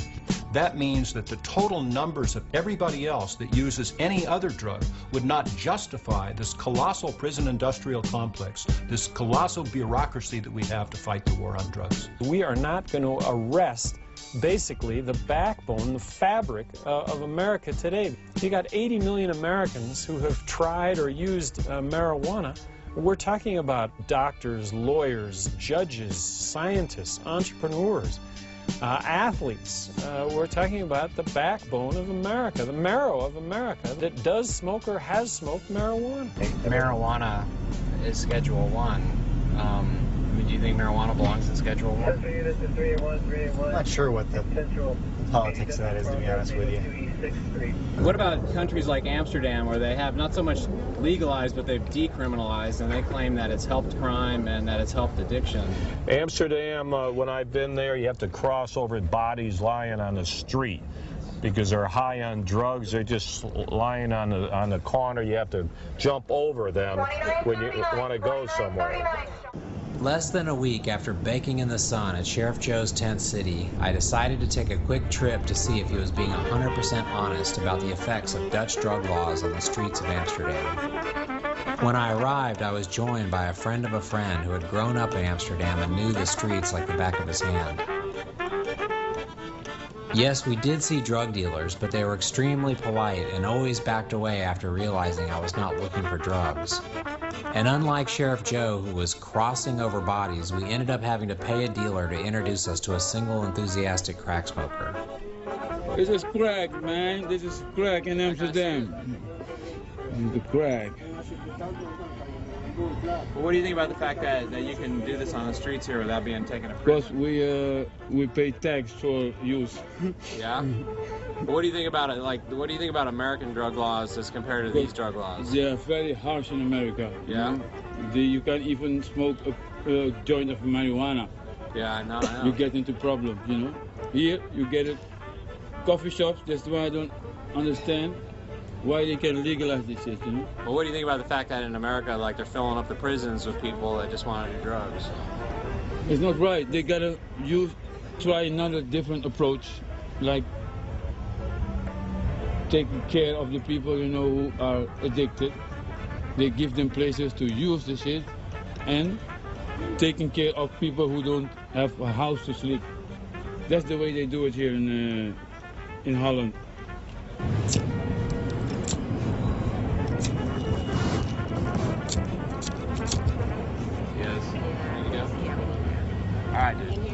By total coincidence, we found ourselves at the 420 bar on April 20th. Unbeknownst to me, 420 is a very significant date in the worldwide pot-smoking community. My name is Michael Veling. I'm the owner of this bar, Koen Coffee Shop, which means that you can drink a beer in here and you can also buy a bag of grass, if you so wish. I've had this place for 18 years, and I've never had a fight in here. American comedian Tom Rhodes moved to Holland, where he became the Dutch equivalent of David Letterman. Mr. Tom Rhodes. People think that all drugs are legal there. It's not true. And actually, marijuana and hash is not legal. It's tolerated, as are mushrooms. All organic drugs are tolerated.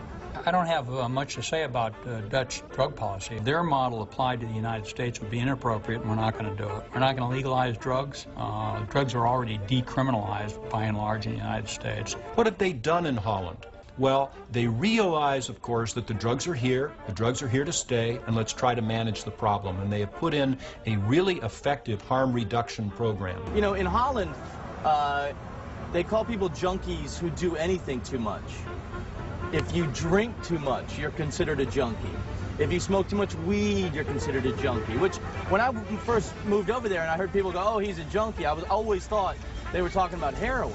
What has happened? Well, the Minister of Health of Holland held a press conference a few years ago saying, you know something? We have only half the marijuana usage in Holland as you do in your country, both for adults and for teenagers. He said, we have succeeded in Holland in making pot boring.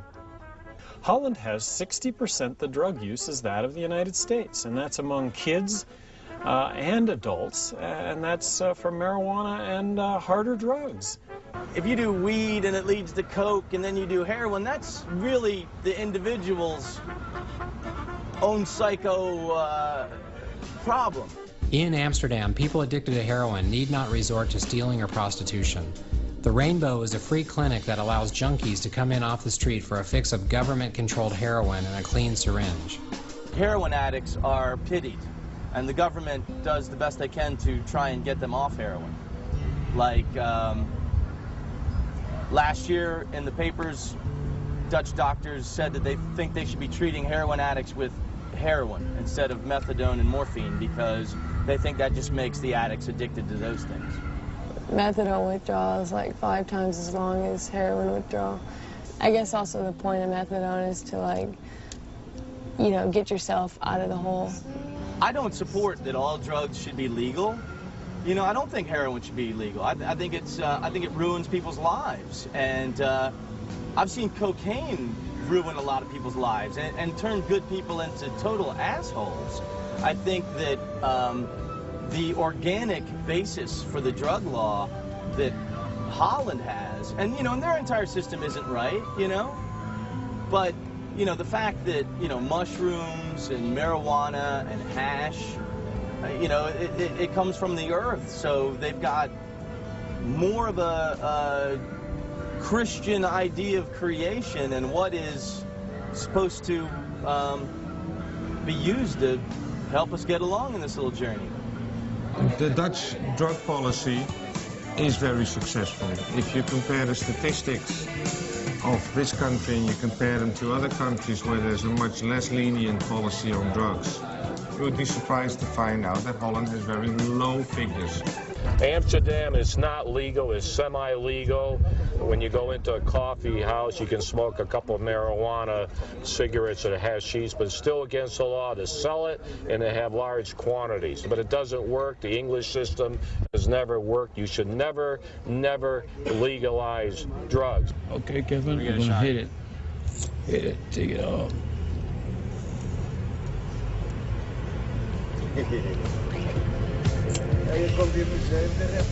I remember it wasn't long after looking down my nose at Jonna for her heroin addiction that I found myself addicted to prescription pain pills. A series of childhood accidents from motocross, gymnastics, and high diving had left me with a compressed disc in my lower spine. Now my biggest nightmare of all time had become true. Not only was I an addict, but I had something in common with Rush Limbaugh. Life can be cruel. The joke was really on me when I learned that quitting Vicodin and OxyContin could actually be harder than quitting heroin due to the high precision of synthetic opiates. Rush Limbaugh, as far as I'm concerned, he's a victim. He's a victim of this of the drug war, because he got hurt. He got addicted to OxyContin, which is like heroin. Apparently, it's harder to get off than heroin, and he got so addicted that he had to go illegal. But Rush, personally, I have compassion for him, and I feel sorry for him, and I would like to turn him on to pot. You know, if he needs something to mellow out, you know, smoke a joint, Rush. That's my prescription to you. Most people don't realize this, but CIA has the highest alcoholism, adultery, divorce, and suicide rates, other than the post office. Most people at CIA drink too much. And I know for a fact that there are people at CIA that smoke marijuana. And they're just hoping they won't get caught on their next lie detector test. Marijuana is, like alcohol, something that people want to use. And I have no problem with it as long as they're not driving a car. Ask yourself, what would happen if the United States of America or California or any of our states were to treat marijuana like alcohol? This right here is 1/4 ounce bag of the Jack Herer. And the answer is 3 things would happen right away. All of them would be good. The first thing, and I'm in California so I can talk about my native state. The first thing is that the taxpayers of California would save about $1 billion that they spend in 1 year alone to try to eradicate marijuana and prosecute and incarcerate nonviolent marijuana users. Just awesome weed, man. And by the way, marijuana is the largest cash crop in the state of California today, even though it is illegal. So you can tell how successful we are at that. Number 2 is grapes, by the way, if you care. The second thing that would happen is we could tax the stupid stuff and generate revenue of at least $1.5 billion every year just by the tax base. Not cheap. Now, already we have a change in our budget deficit in California alone for a year of about $2.5 billion. Imagine what we could do with that money. And the third thing, it seems to me, trumps the first 2. The third thing is we would make marijuana less available for our children than it is today. Why? Because the alcohol is regulated and controlled by the government, and illegal drug dealers, illegal marijuana dealers, control the sale of marijuana. And as a result, they don't ask for ID. I think if you wanted to start to do this, and that's why the DEA has fought it so hard, you would start by legalizing medical marijuana across the board. But you've seen how hard DEA has fought. They'll stop shipments of birdseed coming across the Canadian border that don't even have any THC content or can't get you high, can't grow any plants.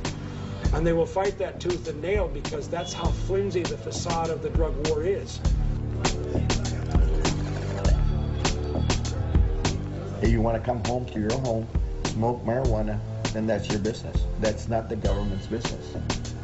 Our government has always told us it's addicted and, you know, and so forth, but marijuana has been around for many, many, many years and has never killed anybody. What's your opinions about medical marijuana? Well, that's a tough one. Tough one.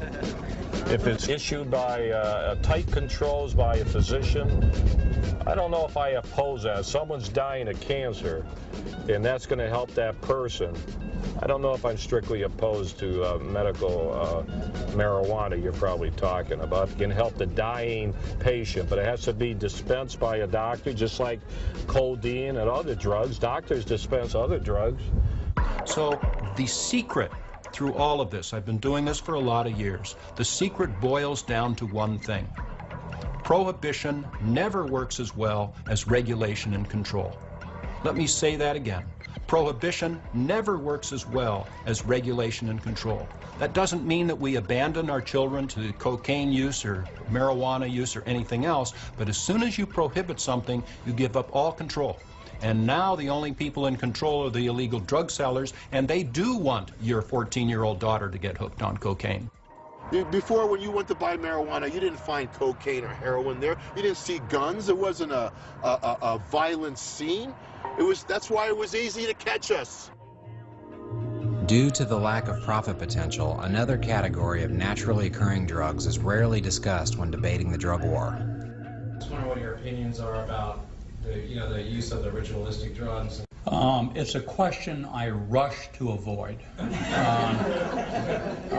It's, and I don't mean to be critical, but it's such a tiny, silly thing. It's almost not worth commenting on. The Native Americans have had to fight long and hard for the use of peyote for their religious practice. Shamanism is the oldest religion in the world, and the war on drugs directly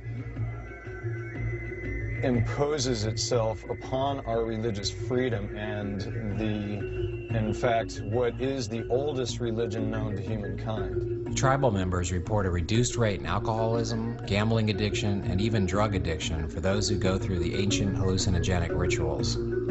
We try to keep our young people from using alcohol and drugs through these ceremonies and telling them, you know, showing them the way of life that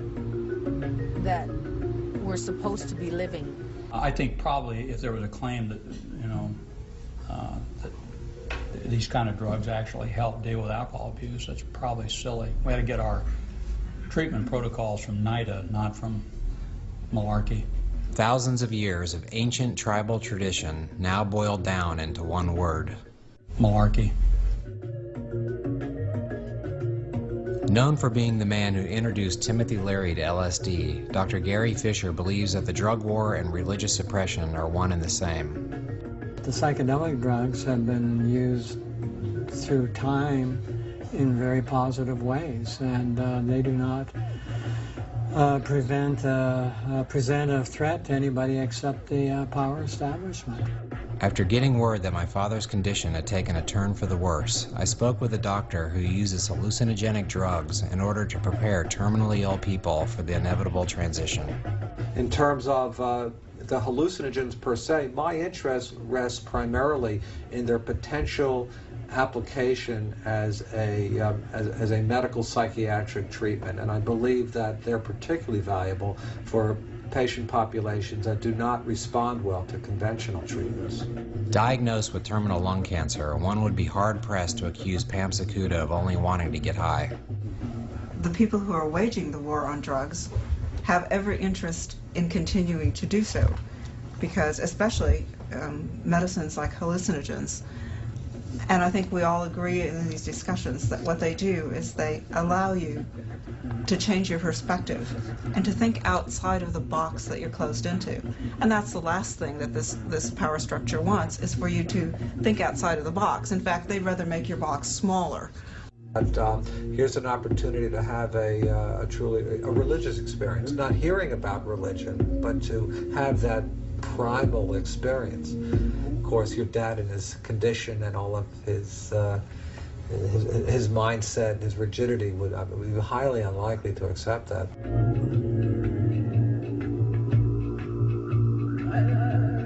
The truth is, a sick person, a patient who is ill, should have the right to use anything that they can use that will help relieve their pain and suffering. Because of my father's beliefs and the laws in Texas, I'll never know if naturally occurring drugs could have helped him through the most painful experience in his life. And in the end, like most Americans, he put his faith in Western medicine and lost his battle with cancer.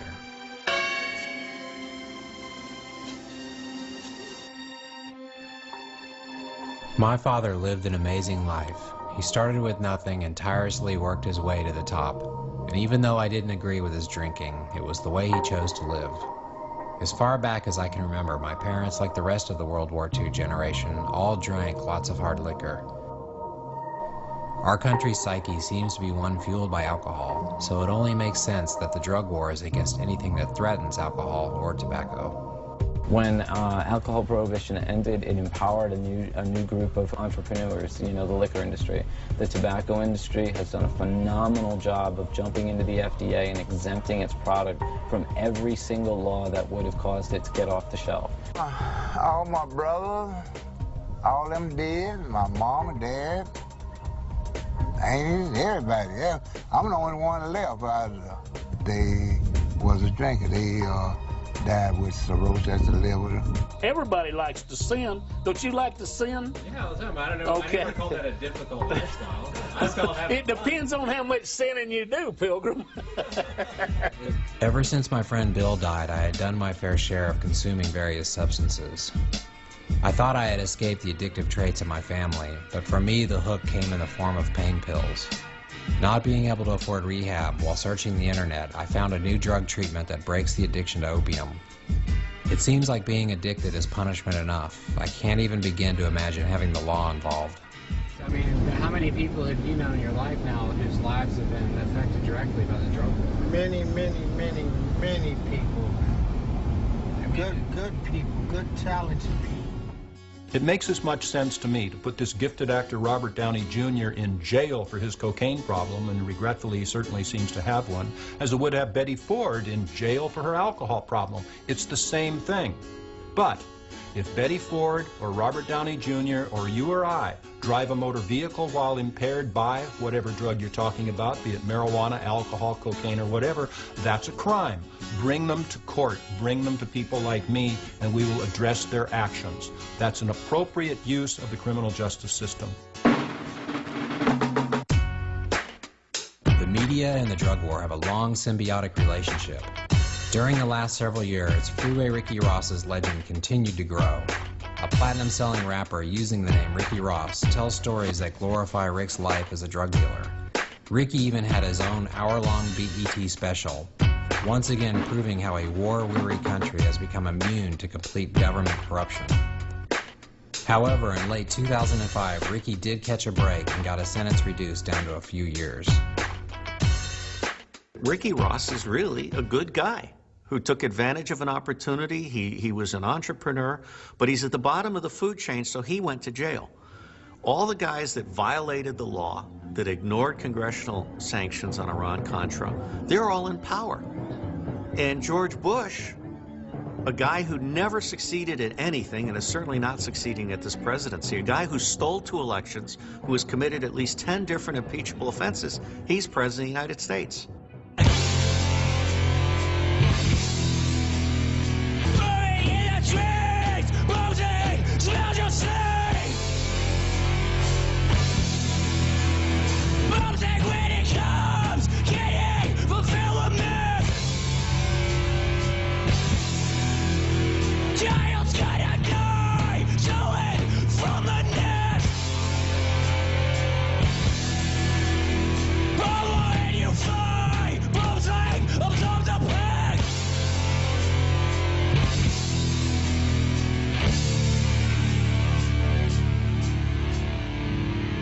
Go to court, you're basically facing an all-white jury, a white judge, a white prosecutor, white court reporter. So it's kind of like a white world.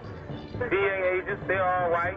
I mean, in my whole case, I don't think that I've had one black person other than the probation officer in my whole case. I think that the drug war is the last white hope.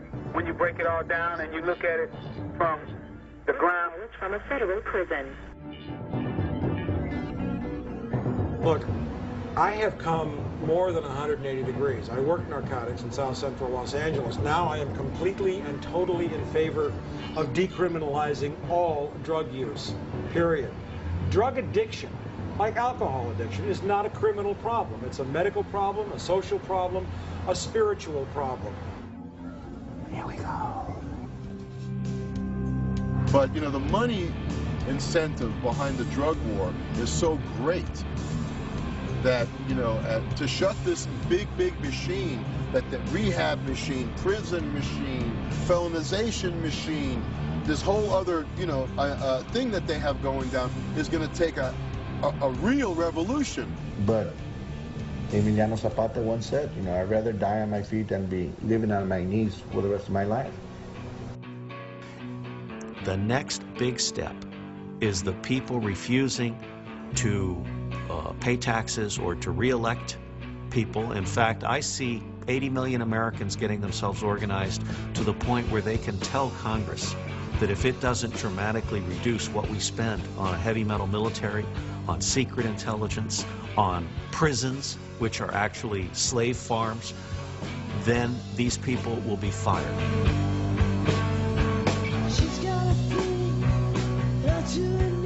Are you ready for dinner? Give me 2 waffles, 1 breast, 1 side order of grits. Today's headlines solely focus on the war on terror, a war they say could last 100 years. But what does this mean for the future of the drug war? The feds are listening. You're going down if you use this phone. You should be much more afraid of First Data Corporation than of the CIA. It's private organizations that are cataloging everybody's information. They don't need warrants now to tap your, well, they never did for cell phones, but they don't need warrants to tap a lot of your electronic communications, which are not secure. I've been violated all my life, so it don't matter. There goes the Fifth Amendment. There goes the Fifth Amendment and the Sixth Amendment. Somebody didn't like that. Them coming out admitting it is just an admission of guilt. So Life goes on. Life goes on.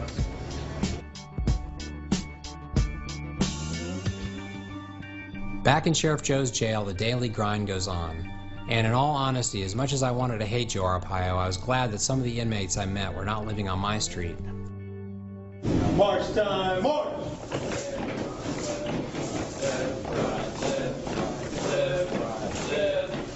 80% of the cops shot in this area were shot because people are high on drugs. So we want to give drugs to everybody. Let them all shoot the cops. Growing up during Nixon's drug war, I can't even imagine how life would be without this drug prohibition. I often wonder who in my family might still be alive had they used naturally occurring drugs for both their medical and recreational needs. The government claims that the future of illegal drug use is heading towards synthetics, such as prescription abuse and crystal meth. This man lives in the most drug-infested area of Amsterdam. Much crystal meth here? No, I never heard about crystal meth. And what is it? Speed. Speed? Yeah. Okay. In a place that has adopted a more Christian value towards organic substances that come from the earth, synthetic drugs like crystal meth are almost non-existent. Do you want your future to be this? Or to stay on a pathway that allows a greedy few to profit from the felonization of sick people?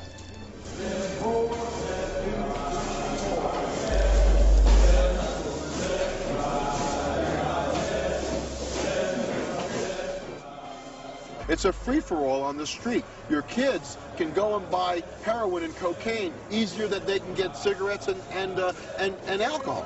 So there has to be some control. We're not going to legalize drugs. We're not going to do it. You know, we have actually done a terrific job in the United States reducing drug abuse. It's true. No one talks about making cigarettes illegal. So they're not protecting people. They're not protecting society. I can drive stoned. I can't drive drunk. But alcohol's legal because I don't know how to make whiskey. Do you know how to make whiskey? Okay, put your hands in your mouth. Turn over.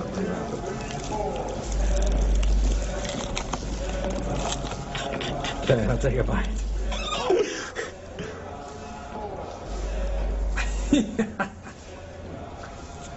Delicious.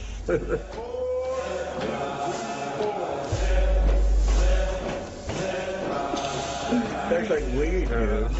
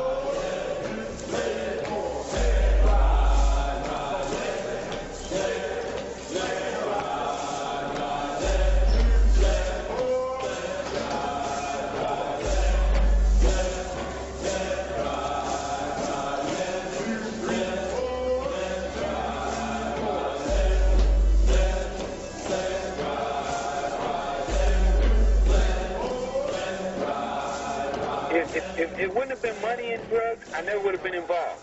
But for me, it was a way to get out of the ghetto. It was a way to have the American dream.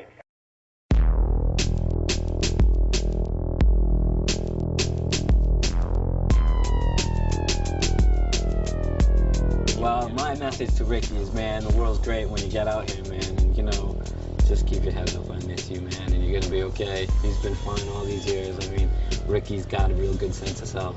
I love him, man. I really love Ricky Ross. I think he is a great person. Ricky Ross is doing George Bush's time. Bass, pain, bass, jitter, blow. Get higher, baby.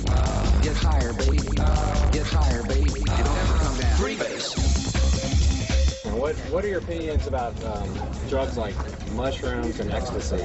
I love mushrooms. Why, am I violating the law eating mushrooms? Listen, what the?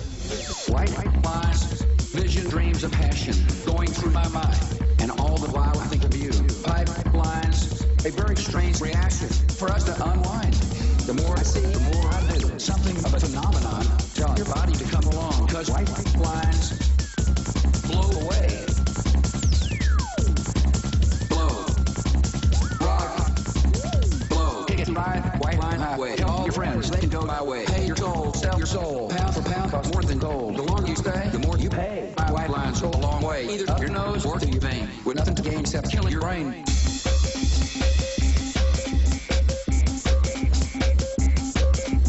A million magic crystals, painted pure and white, in multi-million dollars. Almost overnight, some asshole took a picture of Kate Moss doing lines. Now she's being victimized for imaginary crimes. Freeze. Rock. Cane. Shooter. Blow. Cane. Face. Rock. Blow.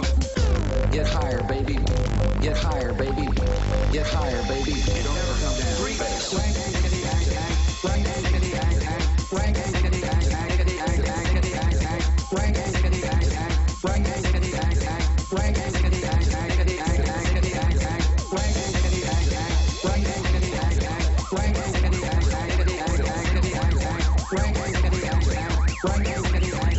Rank